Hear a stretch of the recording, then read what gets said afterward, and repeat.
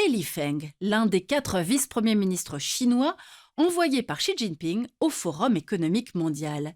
Il s'est exprimé hier avec un message d'ouverture qui contraste avec celui de Trump. La Chine est le partenaire commercial de tous les pays plutôt qu'un adversaire, et le développement de la Chine est une opportunité plutôt qu'une menace pour le développement économique mondial. La Chine espère tirer profit du chaos des années Trump.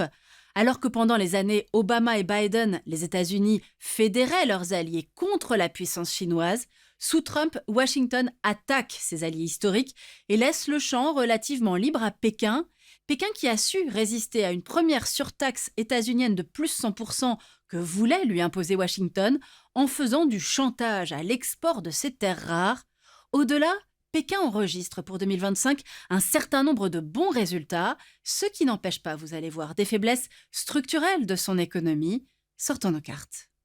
1200 milliards de dollars, c'est l'excédent commercial record enregistré par la Chine en 2025, soit une hausse de 20%, en dépit du recul de ses exportations vers les États-Unis, moins 20% sur un an.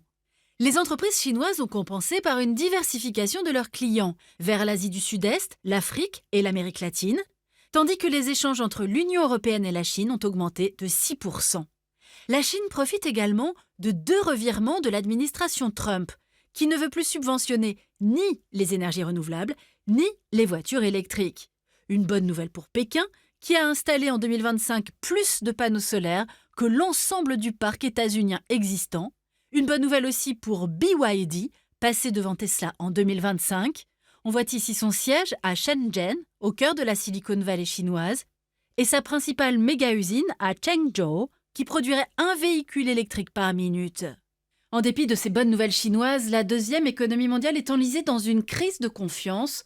Voyons pourquoi. En cause, l'éclatement de sa bulle immobilière en 2021, qui a longtemps représenté 30% du PIB chinois et 20% des emplois.